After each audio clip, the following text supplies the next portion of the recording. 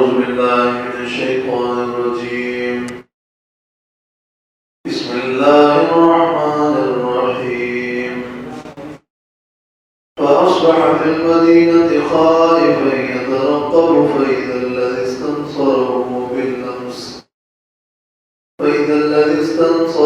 بالأمس يستصرخه قال له موسى إنك لغوي مبين. یہ سورۃ القصص کی آیت نمبر 18 ہے.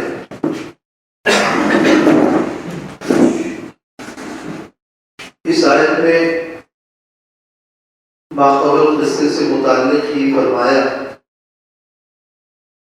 کہ فَأَصْبَحَ فِي الْمَدِينَةِ خَائِفًا.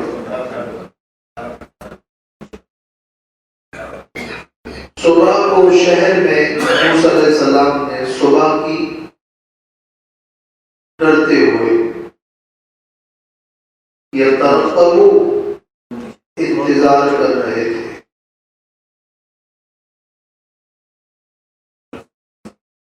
ایک شخص ان کے ہاتھ سے قتل ہو گیا ہے اور اب صبح کو خوف ہے کہ قتل کا یہ جو الزام ہے یہ فرعونیوں تک پہنچ نہ پائے اور وہاں سے انتظار ہے کہ کیا جواب ملتا ہے، حالات کیا ہے. تو یہ ترقب کا معنی فرعون کی طلب کا انتظار تھا یا پھر حالات معلوم کر رہے تھے. فَإِذَا الَّذِي اسْتَنصَرَهُ بِالْأَمْسِ. پس اچانک دیکھا وہ شخص اس شخص کو کہ جس نے ان سے مدد مانگی تھی اور طلب کی تھی کل. یستصرخہ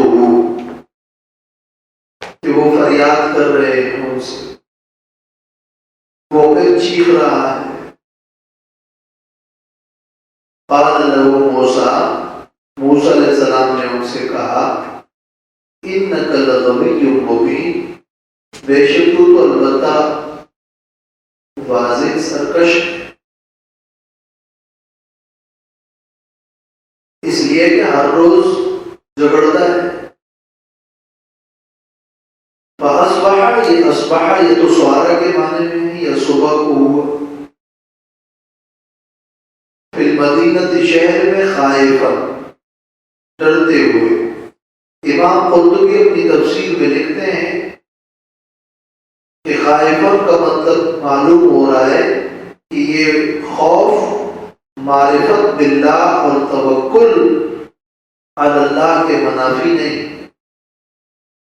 یہ تو طبعی خوف ہے، طبعی طور پر یہ خوف تھا کہ قتل ہاتھ سے ہو گیا ہے، اگرچہ ارادہ قصد قتل کا نہیں تھا.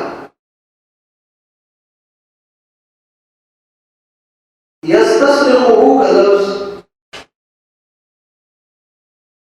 ماقبل میں جو لفظ تھا وہ تو تھا کہ فاستغاثہ الذی من شیعته،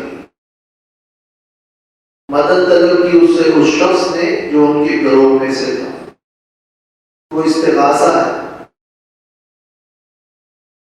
اور اب یستصرخہ جو ہے یہ استصراخ ہے. یہ استصراخ جو ہے یہ استغاثہ سے بھی بڑھ کر فریاد ہوتی ہے، چیخ رہا ہوتا ہے. تو اس بار کی فریاد اور زیادہ تھی.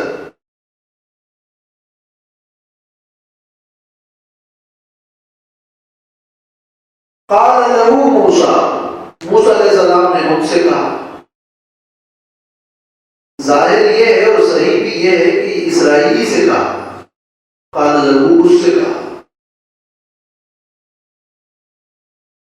انک لغوی مبین، بے شک تم تو غوی گمراہ ہو، غوی سرکش ہو. یہ مراد نہیں ہے کہ یعنی ظالم تم ہو، تم ظلم کر رہے ہو. وہ ظالم تو نہیں تھے. اور یہ معنی نہیں ہے کہ تم مفسد ہو اور فسادی ہو. وہ اسرائیلی فساد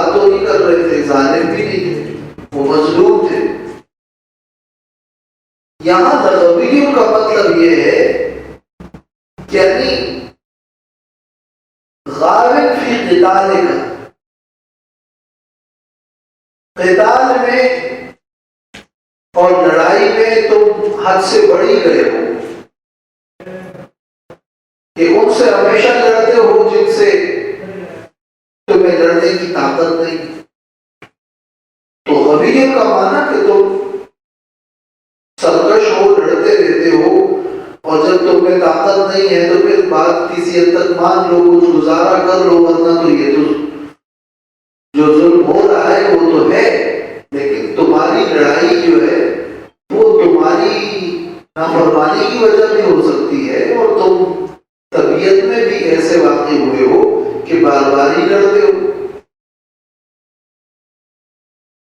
تو یہ لغوی کے مبین کا یہ مطلب ہے۔ فَأَصْبَحَ فِي الْمَدِينَةِ خَائِفًا، تو صبح کی موسیٰ علیہ السلام نے شہر میں ڈرتے ہوئے یترقب انتظار کر رہے تھے۔ فَإِذَا الَّذِي اسْتَنصَرَهُ، بس اچانک کوئی شخص جس نے ان سے مدد طلب کی تھی، اسْتَنصَرَهُ بِالْأَمْسِ، کل مدد طلب کی تھی اس سے کل، يَسْتَصْرِخُهُ، وہ فریاد کر رہا تھا۔ قَالَ لَهُ مُوسَىٰ، کہا اسرائیلی سے موسیٰ علیہ السلام نے، اِنَّكَ لَغَوِيٌّ مُّبِينٌ، کہ بے شک تو البتہ سرکش ہے ظاہر۔ فَلَمَّا أَرَادَ أَن يَبْطِشَ بِالَّذِي هُوَ عَدُوٌّ لَّهُمَا، بس جب ارادہ کیا یہ کہ پکڑ لے اس کو جو ان دونوں کا دشمن ہے، جو دونوں کا دشمن تھا اس کو پکڑنے کا جب ارادہ کیا، قال یا موسیٰ، تو کہا ہے موسیٰ، ترید ان تقتلنی، کیا تو چاہتا ہے کہ مجھے قتل کر دے، کما قتلت نفسا باللفظ، جیسے تو نے قتل کیا تھا کل کو ایک آدمی، ایک نفس کو کل۔ ان ترید الا ان تکون جبارا فی الارض، نہیں چاہتا تو مگر یہ کہ تم جبار اور زوراور بن جاؤ زمین میں، وما ترید ان تکون من المصلحین، اور نہیں چاہتا تو کہ ہو جائے تم اصلاح کرنے والوں میں سے۔ اب موسیٰ علیہ السلام نے اس اسرائیلی سے کہا کہ تم بڑے سرکش اور پھر مدد کے لیے آئے۔ وہ تو یہ دعا کر چکے تھے کہ وَلَنَكُونَ ظَهِيرًا لِلْمُجْرِمِينَ، مجرموں کا میں مددگار نہیں بنوں گا۔ اسرائیلی ظالم تھا، مجرم، وہ قبطی ظالم تھا، مجرم تھا۔ تو کہا اسرائیلی سے کہ تم بڑے سرکش ہو اور بار بار لڑتے ہو، لیکن یہ کہہ کر وہ آیا اور ارادہ کیا کہ اس شخص کو پکڑ لے جو دونوں کا دشمن، یعنی اس قبطی کو پکڑ لے جو کہ موسیٰ علیہ السلام کا بھی دشمن ہے اور جو کہ اس اسرائیلی کا بھی دشمن ہے، عدو لہما، جو دونوں کا دشمن وہ قبطی،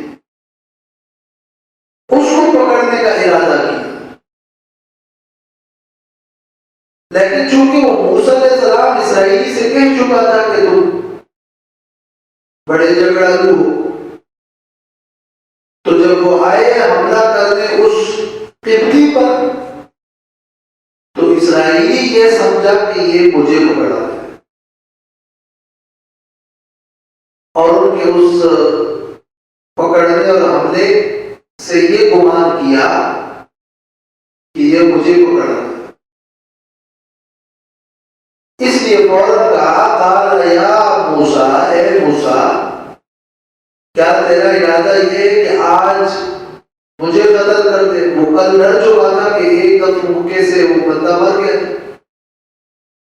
آج جو اس نے مجھے سرکش کہا ہے، وہ مجھے ایک موقع مارے گا تو میری بھی حالت خراب ہو جائے گی۔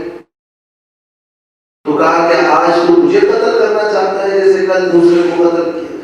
ادھر قبطی کھڑا تھا، اس نے سن لیا اور یوں یہ خبر پھیل گئی۔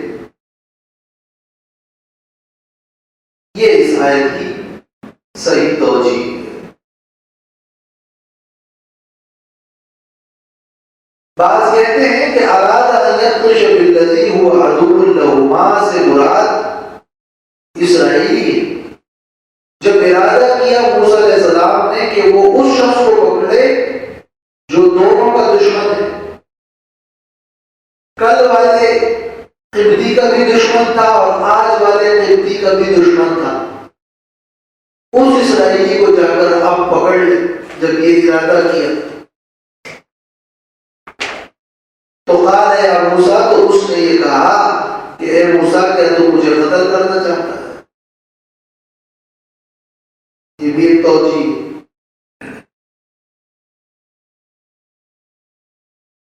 لیکن پہلا معنی زیادہ واضح ہے۔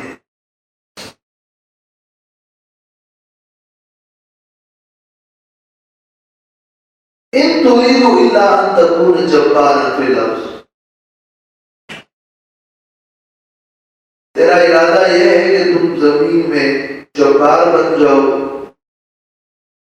قتل کرنے والے بن جاؤ، زورور بن جاؤ۔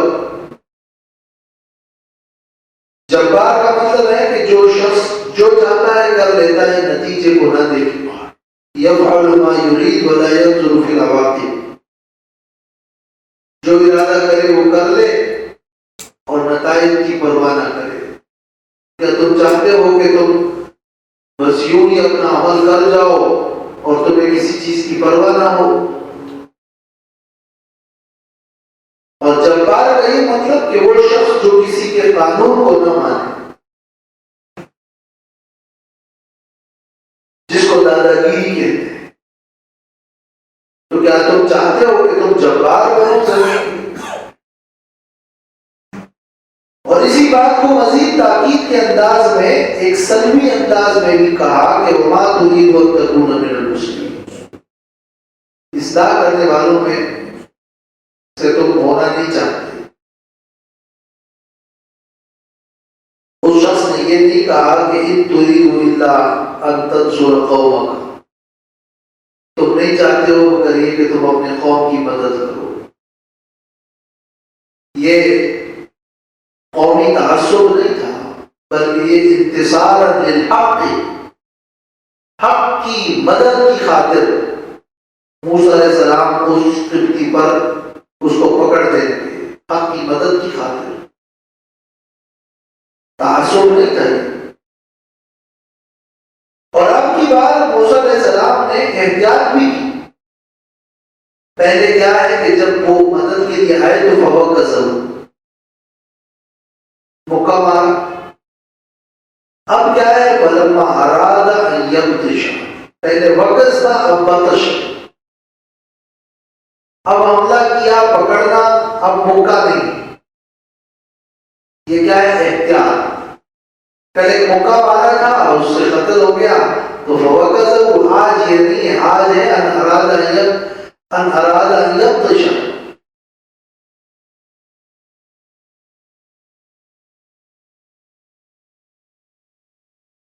وجاء رجل من أقصى المدينة يسعى قال يا موسى إن الملأ يأتمرون بك ليقتلوك فاخرج إني لك من الناصحين۔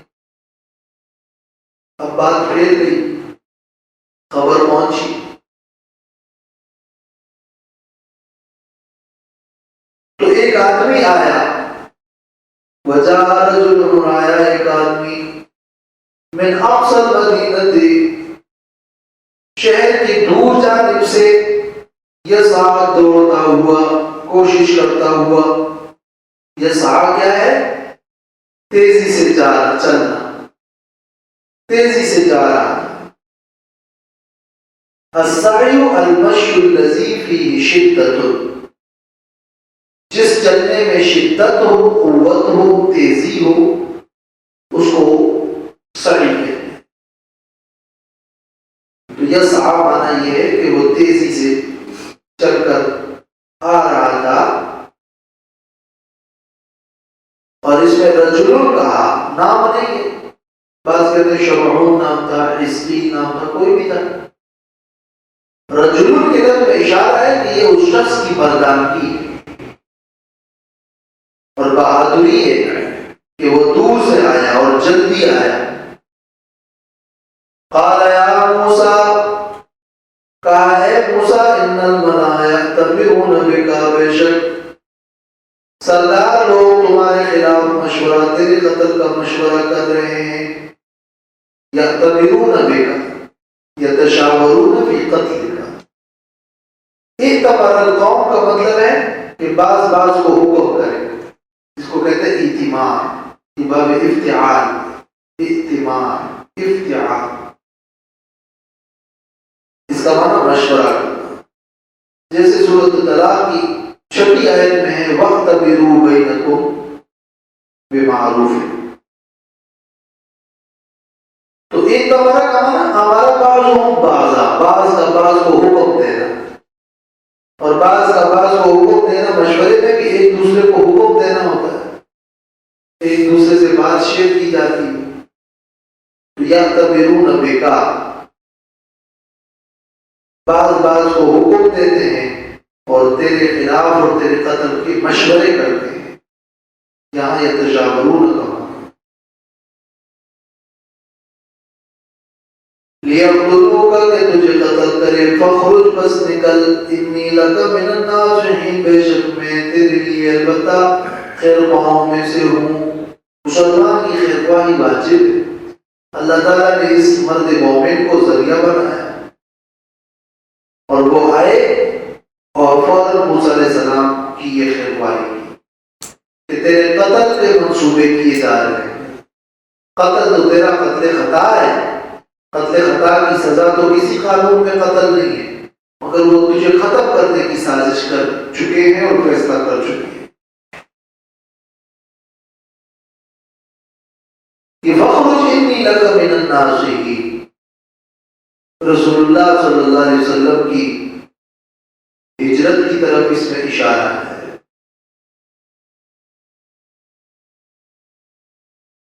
کہ دیکھیں جس طرح موسیٰ علیہ السلام پر ایک آزمائش آئی اور وہاں سے انہوں نے ہجرت کی اور وہ وہاں سے نکلے، ان پر حالات آئے لیکن پھر فاتح بن کر آئے 8 سال یا 10 سال بعد. تو یہ مشرکین مکہ بھی آپ کو مکہ سے نکالیں گے اور آپ فاتح بن کر آئیں گے. مشرکین اگر اس واقعے میں غور کرتے، یہ ان کے لیے اس واقعے کو بیان کیا جا رہا ہے کہ اللہ تعالیٰ اپنے خاص بندوں کی یوں مدد کرتا ہے اور انہیں یوں قید و مکر سے نجات دیتا ہے. نبی کریم صلی اللہ علیہ وسلم کی نجات اور ان کی ہجرت اور ان کی کامیابی کے لیے یہ ایک تسلی بھی ہے اور مشرکین کے لیے ایک سبق ہے. اور اس پورے واقعے میں گویا کئی اسباب ہیں کہ نبوت اور رسالت اللہ کی طرف سے ایک واجبی منصب ہے، اور جس کو اللہ یہ نبوت عطا کرتا ہے تو پھر اس کے لیے اپنی قدرت سے مضبوط انتظامات اور اسباب بھی مہیا کرتا ہے. تو دیکھیں کہ اللہ نے موسیٰ علیہ السلام کی بچپن میں اور پھر جوانی میں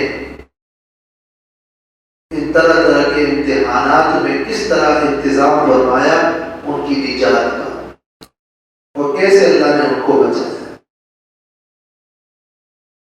فخرج منها خائفا يترقب، بس نکلے وہ وہاں سے ڈرتے ہوئے انتظار کر رہے تھے. وہاں سے نکلے، یہ کیا ہے؟ ہجرت ہے برائے حفاظت جان. برائے حفاظت جان ہجرت سنت ہے. اس ایک شخص کے قول پر عمل ہے. کوئی ایک عادل آدمی بھی اگر کوئی خبر پہنچائے تو معتبر ہے. قال رب نجنی من القوم الظالمین، فرمایا ہے میرے رب مجھے نجات دے قوم ظالم سے. نجات کی دعا.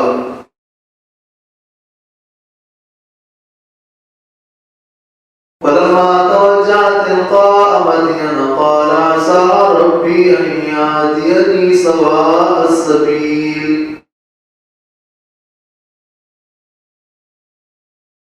اور جب متوجہ ہوئے تلقاء مدینہ مدین کی طرف، قال عسى ربی، فرمایا امید ہے ان قریب میرا رب ان یهدینی کہ میری رہنمائی فرمائے گا، سواء السبیل ٹھیک راستے کی، برابر راستے اور سیدھے راستے کی میرا رب میری ہدایت اور رہنمائی فرمائے گا. کہ یہاں سے اب آیت نمبر 28 تک یہ مقام سادس ہے، تیسرا مقام اور تیسرا مرحلہ ہے، جس میں موسیٰ علیہ السلام کے کچھ احوال اور ان کے سفر مدین کو ذکر کیا جا رہا ہے. اور اس سفر میں ان کو جہاں تکلیف پہنچی، بھوک ہوئی کی سختی اور تنہائی کی تکلیف کو دیکھا، لیکن اس کے باوجود انہوں نے خیر میں معاونت کی. اور اس کے بعد اللہ تعالیٰ نے ان کے لیے انتظام فرمایا نکاح کا بھی اور حلال رزق کا بھی. تو اب ان آیات میں لما توجہ تلقاء مدین سے واللہ علی ما نقول وکیل تک موسیٰ علیہ السلام کے کچھ احوال سفر مدین، اس میں تکلیف اور پھر اس کے بعد کچھ نعمت اس کا ذکر ہے. تو طرح طرح کے امتحانات و حالات سے بندہ گزرتا ہے، یہ بتانا مقصود ہے. اور جب متوجہ ہوئے مدین کی طرف، یہ مدین چونکہ فرعون کے تسلط سے باہر تھا اور انہیں معلوم تھا، تو اس لیے وہاں سے نکلے اور وہاں کا سفر شروع کیا. پھر مدین جو ہے یہ ابراہیم علیہ السلام کی اولاد میں سے تھے، یہ قبیلہ بھی تھا اور ایک وطن بھی تھا. اور چونکہ ابراہیم علیہ السلام کی اولاد میں، اسحاق علیہ السلام کی اولاد میں، موسیٰ علیہ السلام ان کی نسل میں، اور مدین ان کی نسل بھی ابراہیم علیہ السلام تک جا پہنچتی ہے، تو گویا ایک نسب کا اشتراک بھی تھا اور نبوت کا اشتراک بھی تھا. تو یہ مقام مناسب تھا. اور قریب میں جو آبادی تھی جس میں فرعون کا تسلط نہ تھا، وہ یہی تھا. مفسرین نے لکھا ہے کہ 8 دن کا سفر تھا اس وقت، اور بڑا سخت سفر تھا. توشہ ساتھ نہیں ہے اور فوراً جلدی میں وہاں سے نکل چلے، اور یہ 8 دن کا سفر، پھر پیچھے سے ان کی پکڑ کے لیے اور گرفتاریوں کے لیے انتظامات بھی ہو رہے ہیں. وہ کھانا ساتھ نہ تھا، توشہ ساتھ نہ تھا. بعض روایات میں ہے کہ مفسرین نے نقل کیا ہے کہ راستے میں درختوں کے پتے کھائے. بہت سخت مشکل سفر تھا.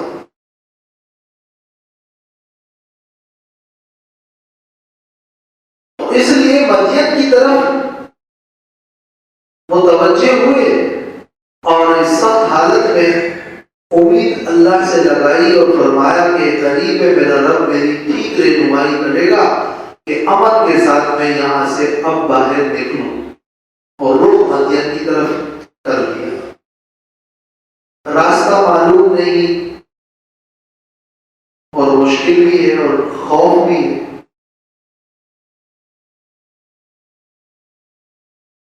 پہلے دعا کی رب نجنی من القوم الظالمین، یہاں اب اس سے پڑھ کر ان یهدینی سواء السبیل. ولما ورد ماء مدین وجد علیہ امة من الناس، اور جب پہنچے مدین کے پانی پر، وجد علیہ تو پایا اس پر امة من الناس ایک جماعت لوگوں کی، یسقون جو اپنے جانوروں کو مویشیوں کو پانی پلا رہے تھے. ووجد من دونهم امرأتين تذودان. یہاں جو وردہ کا لفظ ہے، وردہ یہ داخل ہونے کے معنی میں بھی آتا ہے اور پہنچنے کے معنی میں بھی آتا ہے. یہاں وردہ جو ہے اس کا معنی ہے یعنی بلغا بلغہا، مدین کے پانی پر پہنچے. ظاہر یہ معنی تو نہیں ہے کہ پانی میں داخل ہو. وردہ کا مطلب پانی پر پہنچنے کا مطلب پانی کے قریب پہنچنا اور پاس پہنچنا، اور یہ نہیں کہ پانی میں داخل ہو.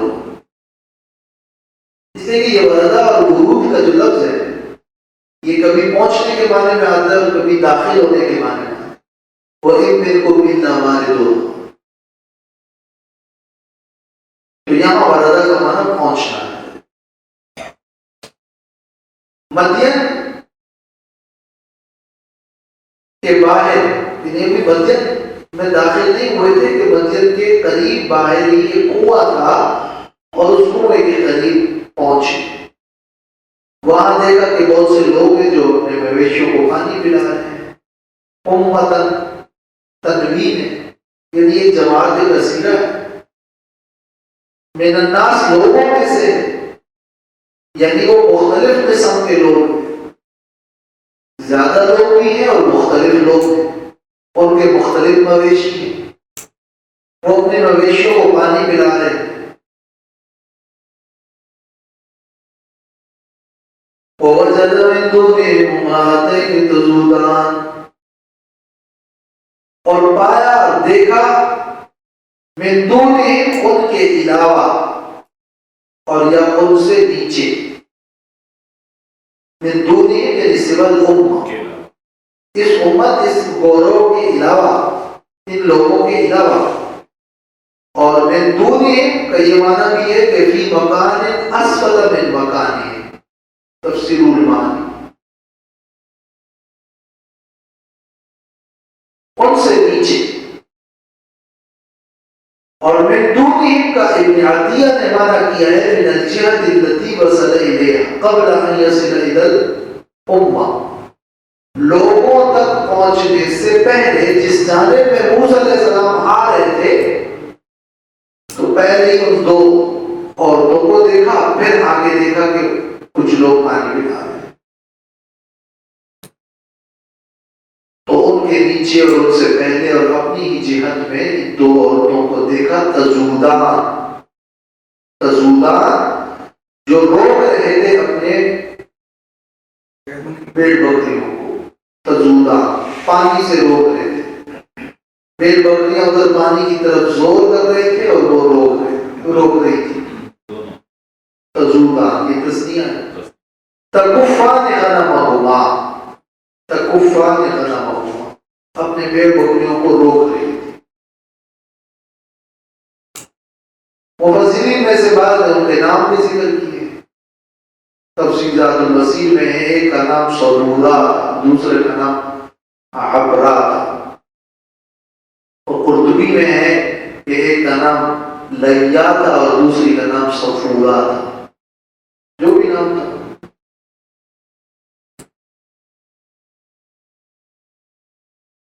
قال ما خطبكما،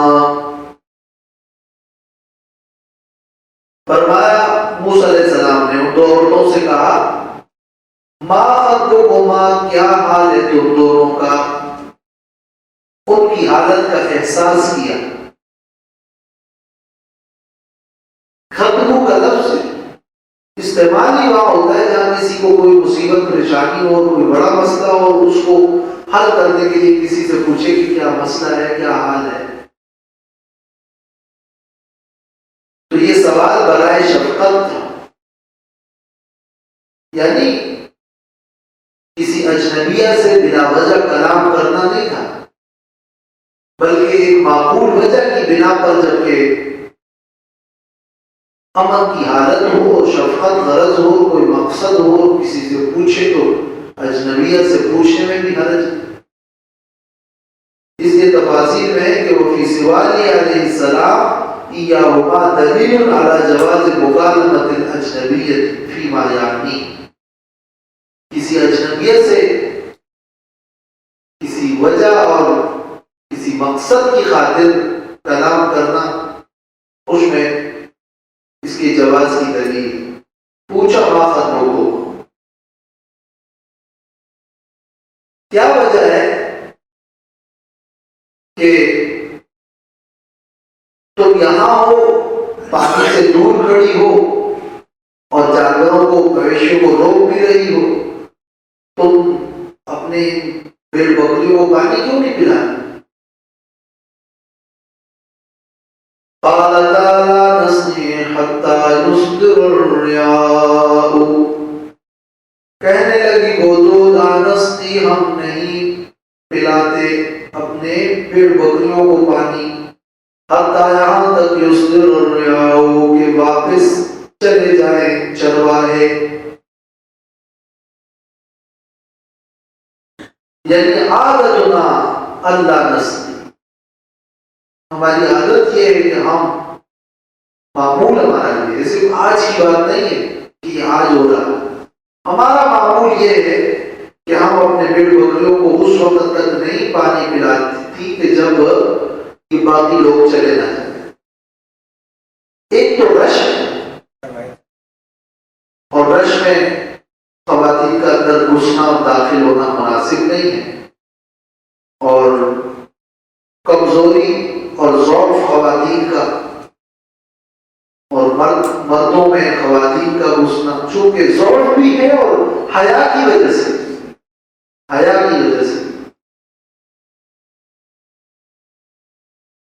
لہذا معنی یہ ہے کہ نحن امرأتان لا نستطيع ان نزاحم الرجال، ہم عورتیں ہیں، مردوں کی مزاحمت اور اس رش میں اندر گھس نہیں سکتے، اور دوسری وجہ یہ ہے کہ بیچ میں حیا اور ستر اور مردوں کے ساتھ اختلاط کا خوف ہے۔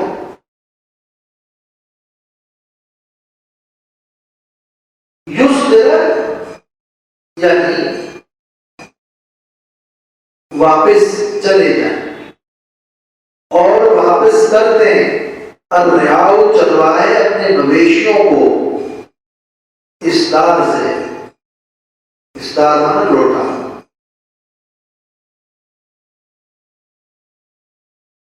وَأَبُونَا شَيْخٌ كَبِيرٌ، اور ہمارا باپ بوڑھا ہے بہت، شیخ کبیر، شیخ کبیر کا مطلب ہے کہ بہت بوڑھا ہے، لہذا وہ خود کمزور ہے، وہ خود کر نہیں سکتے، کوئی دوسرا مرد ہے نہیں، تو مجبوراً ہم گھر سے نکلی ہوئی ہیں۔ شیخ کبیر 70 پلس، جی زیادہ ہوا، 70، لہذا ہماری ضرورت ہوئی تو ہم نکل رہی ہے، ورنہ تو اس سے اشارہ یہ مل رہا ہے کہ گھروں سے نکلنا ہمارا مناسب نہیں ہے۔ وجہ بھی بتا دی، تو جب موسیٰ علیہ السلام نے یہ حالت دیکھی تو انبیاء علیہ السلام کا وظیفہ یہ بھی ہے کہ وہ ہمدردی کرتے ہیں، مددگار ہوتے ہیں، تو باوجود سفر کے اور تھکاوٹ کے فَسَقَىٰ لَهُمَا، ان کے لیے ان کے مویشیوں کو پانی پلایا، اور وہ کیسے پلایا کہ وہ جو کنواں تھا اس پہ بہت بڑا پتھر رکھتے تھے، اس کو کئی لوگ اٹھاتے تھے، موسیٰ علیہ السلام نے اس کو اکیلے میں اٹھایا اور ان کے لیے پانی پلایا، ورنہ وہ عورتیں یہ کرتی تھی کہ جو لوگوں سے باقی بچا کچا پانی ہوتا تھا اسی کو وہ استعمال میں لاتی۔ ثم تولى إلى الظل، پھر آگے ایک سائے کی طرف، ایک سائے میں آ کر بیٹھ گئے۔ فقال رب إني لما أنزلت إلي من خير فقير، تو فرمایا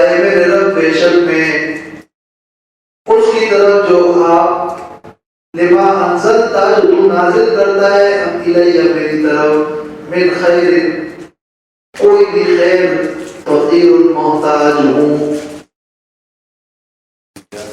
اے میرے رب میں خیر کا محتاج ہوں میں کھانے کا محتاج ہوں یہاں چونکہ بھوک بہت لگی تھی تو مفسرین فرماتے ہیں کہ یہاں من خیر سے مراد کھانا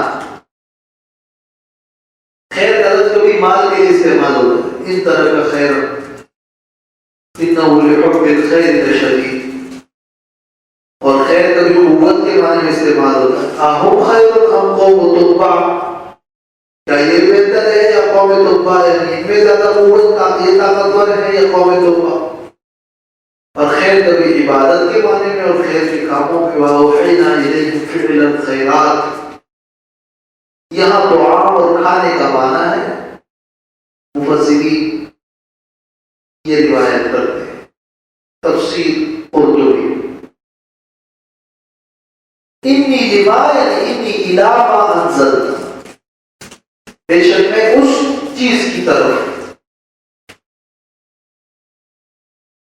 اور لما اس لیے کہا کہ اس میں تضمین ہے لأي شيء تنزله من خزائن کرمک الیہ اپنے کرم کے خزائن میں سے کوئی بھی چیز جو تو اتارتا ہے اس کا میں محتاج ہوں اپنی حاجت اللہ کی طرف پیش کی اور جو ہمدردی اللہ کی رضا کے لیے انہوں نے کی اس پر کسی اجرت کا مطالبہ نہیں کیا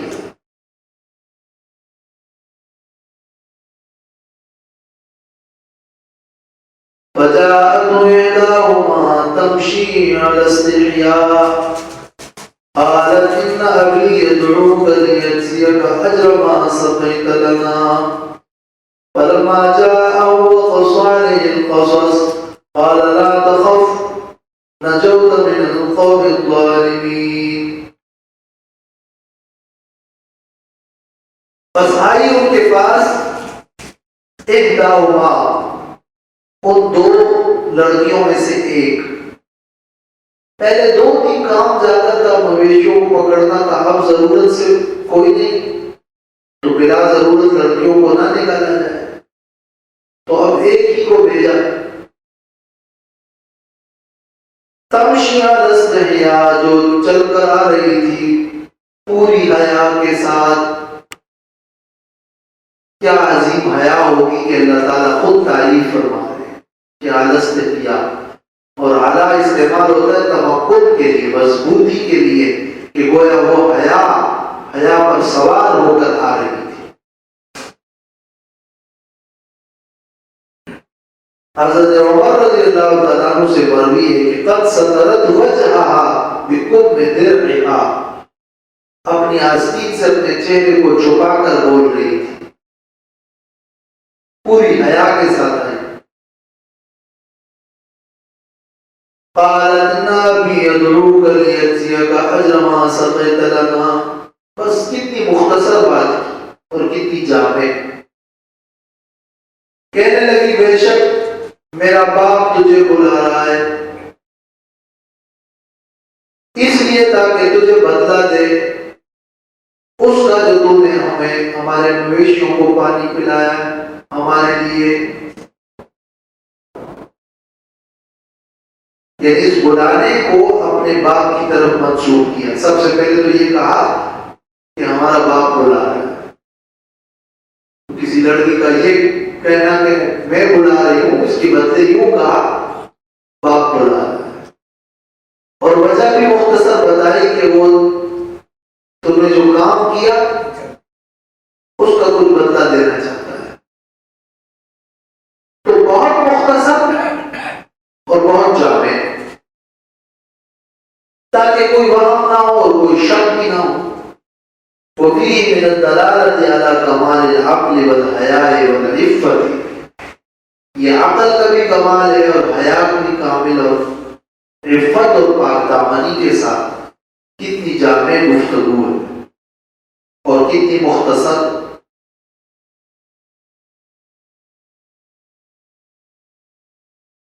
فلما جاءهم وقص عليه القصص،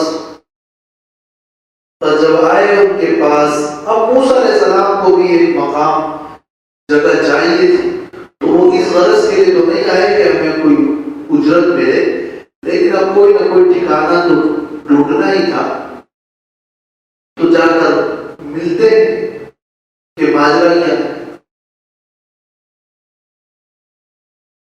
چلتے ہوئے بھی ایک روایت میں ہے کہ موسیٰ علیہ السلام نے اس لڑکی سے کہا یا امت اللہ کونی خلفی، میرے پیچھے پیچھے چل تاکہ نظر ان پہ نہ پڑے۔ اور شاید یہی وجہ ہے کہ اس لڑکی نے یہ کہا تھا کہ یہ شخص امانت دار ہے، رویہ ان کا محسوس کیا تھا شروع میں بھی اور اب کی بار بھی، اور جب ان کی اس طاقت کو دیکھا کہ لوگوں کے رش کے اندر گھس کر کام کیا، اور یہ کہ اس نے ٹکنا اٹھایا، وہ طاقت دیکھی، تو اس لیے ان کو اس بات کا اندازہ ہو گیا کہ یہ آدمی طاقت والا بھی ہے اور امانت دار بھی ہے۔ موسیٰ علیہ السلام نے آ کر اپنا پورا بیان سنایا کہ یہ معاملہ ہے، یہ حالات گزرے۔ قال لا تخف، تو اس شخص نے کہا کہ لا تخف، مت ڈرو، نجوت من القوم الظالمین، ظالم قوم سے تم نے نجات پائی، تسلی دے، ایک مصیبت زدہ کو تسلی دی جا سکتی ہے۔ یہ بات کہ یہ شخص کون تھے، یہاں ان آیات میں ان کا کوئی نام نہیں بتایا گیا، اور کسی حدیث میں بھی اس کا نام کسی صحیح حدیث میں بھی ذکر نہیں۔ مشہور یہ ہے اور اکثر مفسرین کی رائے بھی ہے، اگرچہ آیات میں کہیں نہیں، قرآن حدیث میں بھی نہیں، وَأَكْثَرُ النَّاسِ عَلَىٰ أَنَّهُمَا ابْنَتَا شُعَيْبٍ عَلَيْهِ السَّلَامُ وَهُوَ ظَاهِرُ الْقُرْآنِ۔ امام قرطبی فرماتے ہیں کہ اکثر لوگوں کی خیال یہی ہے کہ یہ شعیب علیہ السلام کی دو بیٹیاں تھیں، اور امام قرطبی فرماتے ہیں کہ ظاہر قرآن سے یہی معلوم ہوتا ہے۔ ان کی مراد سورۃ شعراء کی وہ آیت نمبر 176، یہاں مدین کا ذکر ہے اور وہ اِلیٰ مدین اخاہم شعیبہ ہے، اور جب کوئی دوسرا نام نہیں ہے اور مدین کا تذکرہ شعیب علیہ السلام کی مناسبت سے ہے، اور اس شخص کی یہ اچھائی اور ان کا یہ نجوت من القوم الظالمین یہ کہنا، تو کوئی اور دلیل کوئی اور نام ہے نہیں، تو ظاہر قرآن سے مشہور یہ ہے کہ یہ شعیب علیہ السلام، ورنہ یہ کسی آیت میں یہاں موجود نہیں ہے اور کسی حدیث میں بھی نہیں ہے۔ تفسیر المعانی میں کئی اقوال نقل کیے گئے ہیں، یہ شعیب علیہ السلام تھے یا یہ ان کے بھتیجے تھے یا یہ جسرون تھے یا اور اس طرح کے کئی نام، یا اس ان کے قوم کے نیک آدمی تھے، کئی اقوال ہے، دیگر ہے۔ پھر فرماتے ہیں تفسیر بحر المحیط میں بھی اور بحر المحیط کے حوالے سے روح المعانی میں بھی کہ فالمدار فی قبول شیء من ذلک خبر یعول علیہ، مدار اس معاملے میں کوئی خبر ہی ہو سکتی ہے جو قابل اعتماد ہو، والاخبار التي وقفنا عليها في هذا المطلب مختلفة، جبکہ اخبار اور روایات اور آثار اس حوالے سے تو بہت مختلف ہیں۔ وَلَمْ يَتَمَيَّزْ عِنْدَنَا مَا هُوَ الْأَرْجَحُ فِي مَا بَيْنَهَا، اور ان روایات میں کسی ایک کو راجح قرار دینے کی کوئی وجہ ہمارے پاس نہیں ہے، اور روایات مروی ہیں، تو اعتماد تو کسی روایت پر کیا جائے گا، کسی خبر پر کیا جائے گا، جبکہ کوئی خبر معتبر ہمارے علم میں نہیں ہے اور روایات مختلفہ ہیں۔ وَكَأَنِّي بِكَ تُعَوَّلُ عَلَى الْمَشْهُورِ الَّذِي عَلَيْهِ أَكْثَرُ الْمُفَسِّرِينَ وهو أن أباه على الحقيقة شعيب عليه السلام إلى أن يظهر لك ما يوجب العدول عنه۔ تو فرماتے ہیں کہ خبر تو کوئی نہیں اور اخبار کئی ہیں، اور ان میں سے ایک زیادہ مشہور خبر شعیب علیہ السلام کی ہے، اور بظاہر خبر جب کوئی نہیں تو یقینی تو ہم کوئی نہیں کہہ سکتے، لیکن اکثر مفسرین والی بات کو ہم ذکر کرتے ہیں، حتیٰ کہ کوئی ایسی روایت مل جائے جس میں اس سے عدول ہو، تو یقینی نہیں کہا جا سکتا کہ یہ کون ہے، اور یہ ضروری بھی نہیں ہے اس کا معلوم ہے۔ ہاں ممکن ہے کہ شعیب علیہ السلام، ناممکن نہیں، لیکن امام ابن کثیر نے کہا ہے کہ اگر یہ شعیب علیہ السلام ہوتے تو قرآن مجید میں کئی بار ان کا نام آ چکا ہے اور یہاں ان کا ذکر ہوگا، اور شعیب علیہ السلام تو موسیٰ علیہ السلام سے کافی پہلے گزرے، ان کا فاصلہ تو جیسے کہ ان کے بیان میں لوط علیہ السلام کی قوم کا حوالہ دیا گیا ہے، اور لوط علیہ السلام تو ابراہیم علیہ السلام کے بھتیجے، تو اس سے کچھ علماء کہتے ہیں کہ فاصلہ شاید شعیب علیہ السلام کا کچھ بہت زیادہ ہی ہے، لیکن بعید بالکل نہیں ہے، ناممکن بالکل نہیں ہے، قابل رد ہونے کی کوئی ٹھوس وجہ بھی نہیں، کئی 100 years ہے سر، تو قابل بہت زیادہ ٹائم، ہاں، بہت زیادہ ٹائم۔ لیکن ان تمام باتوں کے باوجود یہ متعین نہیں، خلاصہ یہ کہ یقینی کوئی نہ ہے، لیکن ہو بھی سکتا ہے کہ شعیب علیہ السلام ہو بھی سکتا ہے، اور یہ اکثر مفسرین کی رائے ہے، واللہ اعلم۔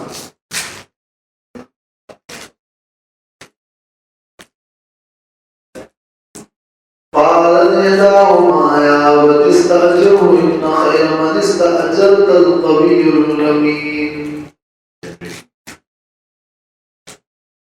کہنے لگی ان میں سے ایک، یا أبت استأجره، اے ہمارے ابا ان کو نوکر بنا دے اور ان کو اجرت پر اور مزدوری پر مقرر کر دیجیے، مشورہ تھا۔ ان خیر من استأجرت القوی الامین، بے شک بہترین اور بہتر وہ شخص جس کو آپ نوکر بنا لیں وہ طاقتور اور امانتدار شخص ہے۔ یہ مشورہ نہایت ہی فراست کا مشورہ تھا، جس طرح حضرت ابوبکر رضی اللہ تعالیٰ عنہ کا مشورہ نہایت فراست کا تھا، حضرت عمر کے تقرر کا، اور عزیز مصر کا مشورہ کہ اکرمی مسوا یوسف علیہ السلام سے متعلق تھا، وہ نہایت فراست کا تھا۔ تو یہ تیسرا مشورہ جو اس لڑکی کا تھا کہ ان کو اجیر مقرر کیجیے، یہ بھی فراست کا مشورہ تھا۔ اس میں اشارہ ہے کہ گویا وہ لوگ تلاش میں تھے کہ کوئی شخص ملے کام کرنے کے لیے، کوئی مرد ملے، جب تک نہ ملے تو اس وقت تک کی لڑکیاں کام کر رہی تھیں، تو اب لڑکیوں نے مشورہ دیا، کتنے فاصلے پہ دیا یہ ذکر تو نہیں ہے، لیکن اس سے یہ بات بہت واضح معلوم ہو رہی ہے اور بہت اہم ترین کہ کسی بھی شخص کو کام ہوتے وقت ان میں دو خوبیاں ہونی چاہیے، قوت اور امانت۔ ایک تو اس کام کی اہلیت ہو، چاہے چھوٹا کام ہو یا بڑا کام ہو۔ آپ کسی کو علم کے کام پہ لگائیں یا ہنر کے کام پہ لگائیں یا کسی مزدوری پہ اور کسی اور کام پہ لگائیں، تو آپ پہلے یہ دیکھیں کہ وہ یہ کام کرنے کا قادر ہے کہ نہیں، وہ یہ کام کر سکتا ہے کہ نہیں۔ اور تو یہ ضروری ہے کہ وہ امانت دار ہو، ورنہ تو کام خراب کر سکتا ہے اور بڑا نقصان بھی ہو سکتا ہے۔ تو چاہے وہ ملک کی حکمرانی ہو یا کوئی چھوٹا اور عام انفرادی کام ہو، ان سب میں قوت بھی شرط ہے اور امانت بھی۔ اور جب امانت داری نہ ہو تو پھر چاہے اگر باصلاحیت بھی ہو تو بھی کام نہیں ہوتا، اور اگر امانت دار تو ہے لیکن اس کام کی صلاحیت نہیں ہے تو بھی کام نہیں ہوتا ہے۔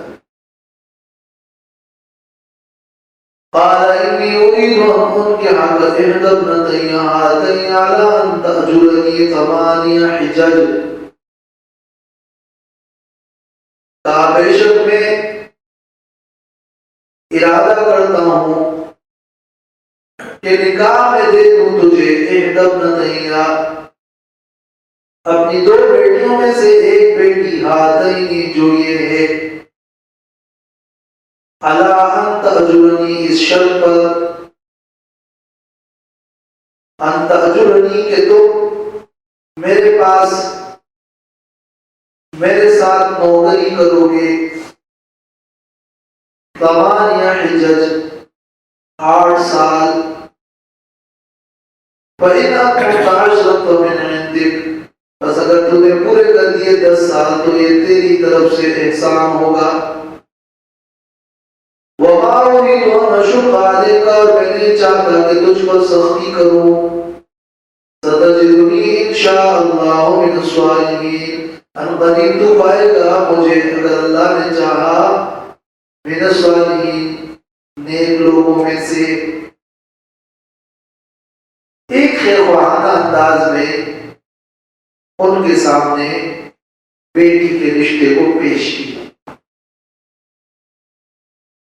اور یہ کہا کہ میرا ارادہ یہ ہے کہ ان 2 لڑکیوں میں سے کسی ایک سے تیرا رشتہ کر لوں اور میں اس کو تیرے نکاح میں دے دوں۔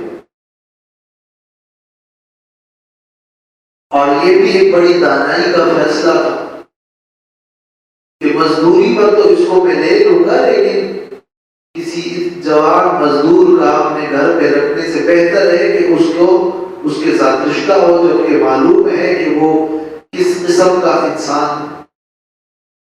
یہاں یہ بات ذہن میں رہنی چاہیے کہ ضروری نہیں ہے کہ یہ ایک ہی مجلس میں جیسے وہ آئے اور اسی وقت ان کو مشورہ دیا بیٹی نے، اور اسی وقت انہوں نے پیشکش کر دی اور اسی وقت انہوں نے ہاں کر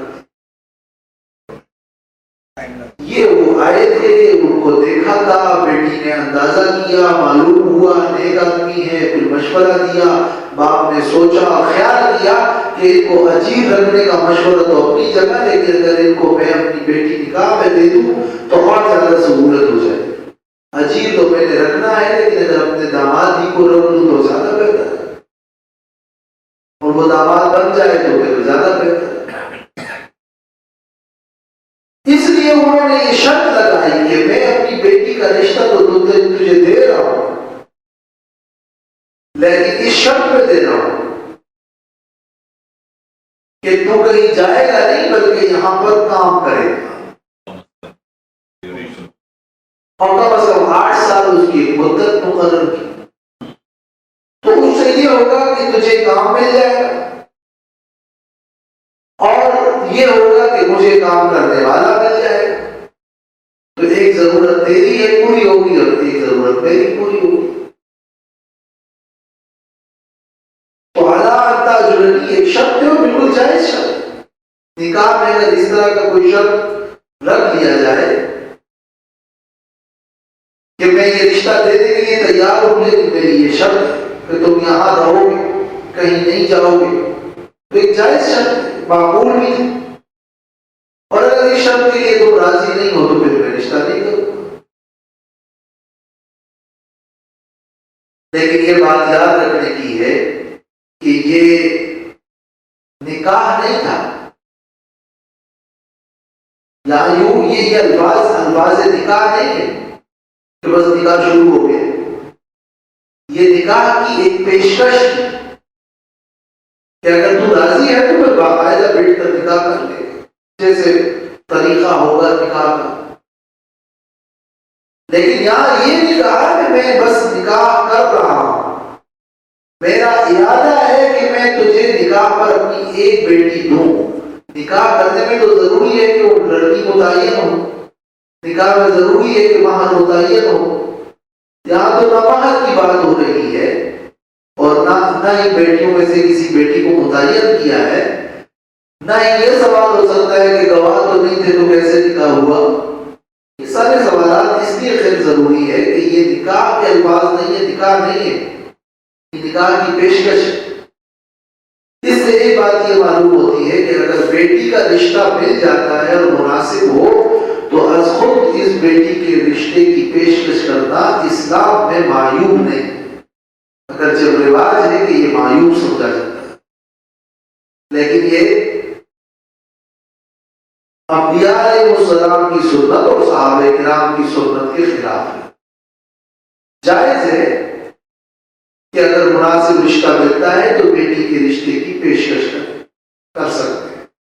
ایک تو یہ ثابت ہو رہا ہے. دوم یہ الا ان تأجرنی، ان کے حق، یہ جو لفظ سے یہ معلوم ہو رہا ہے کہ شعیب علیہ السلام اپنی بیٹی کو نکاح میں دے رہے ہیں تو وہ ہے کہ وکیل کا بھی نکاح میں ایک اختیار ہے. اور نکاح کا اختیار ولی کو اور بغیر ولی کے نکاح کا کیا حکم ہے، سورۃ نور کی آیت نمبر 32 میں ہم اس پر تفصیل سے بحث کر چکے ہیں. تیسری بات یہ معلوم ہو رہی ہے کہ اعلیٰ تأجرنی، بعض لوگوں نے یہ خیال کیا ہے کہ یہ اعلیٰ کا لفظ یہاں عوض کے لیے اور معنی یہ ہے کہ میں اپنی بیٹی کو تجھے نکاح پہ دے رہا ہوں اس عوض میں کہ تو 8 سال تک کام کرے گا، میرا کام کرے گا 8 سال تک، یہ تیرا کام کرنا عوض ہوگا اور یہ مہر بن جائے گا. تو پھر یہ سوال اٹھایا کہ کیا کسی کام اور کسی خدمت کو مہر میں مقرر کیا جا سکتا ہے؟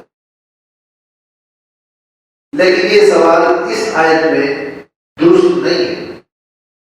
یہ اعلیٰ میں یہ اعلیٰ عوض کے لیے نہیں ہے، یہ اعلیٰ میں اعلیٰ جو ہے یہ شرط کے لیے. عوض تو جو بھی ہوگا وہ ہوگا، مہر تو جو بھی ہوگا ہوگا. شرط یہ ہے کہ تو میرا کام کرے گا. جب شرط مان لے گا تو پھر آپ نکاح کر لیں گے، مہر مقرر کر لیں گے، تو میرا کام کرے گا، تجھے اجرت ملے گی، اس اجرت سے پھر اپنا مہر دیتے رہو، نفقہ بھی دینا ہو جائے گا. تو اعلیٰ تأجرنی کا معنی یہ کہ اجرت کو تو میرا کام کرے گا. اعلیٰ ان تأجرنی، اس شرط پر کہ تو اجرت پر میرا کام کرے گا. یہ معنی نہیں کہ تو مجھے اجرت دے گا، یہ معنی ہے کہ تو مجھ سے اجرت لے گا، میرے ساتھ کام کرے گا اور مجھ سے اجرت لے گا، اور اس اجرت پر اپنی بیوی کا خرچہ بھی پورا کرے گا اور اسی میں پھر مہر بھی ہوگا. تو یہ غلط فہمی ہو جانے کی وجہ سے کہ اعلیٰ ان تأجرنی، یہ اول تو یہ نکاح ہی نہیں ہے، نکاح کی پیشکش ہے. دوم اس میں اعلیٰ عوض کے لیے نہیں ہے، اور اگر یہ عوض کے لیے ہو جائے تو پھر سوال ہوتا ہے کہ ان تأجرنی کا یہ عوض یہ مہر ہے یا نہیں. تو مہر تو لڑکی کو ملتا ہے، مہر تو لڑکی کے باپ کو نہیں ملتا ہے. یہاں تو یوں نہیں ہے کہ اعلیٰ ان تأجر بنتی یا اعلیٰ ان تأجرها، اعلیٰ ان تأجرنی کہ میرے ساتھ کام کرے گا.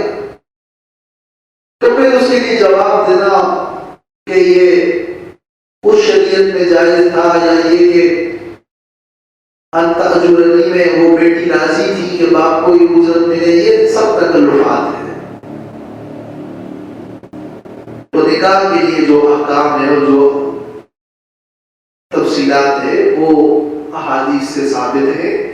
یہاں اس کا مطلب یہ ہے کہ اجرت پر میرا کام کرے گا 8 سال تک. حجت، یہ حجت کی جمع ہے، مراد ہے سال. اور اگر 10 پورے کرے گا تو پھر تیرا فضل و احسان.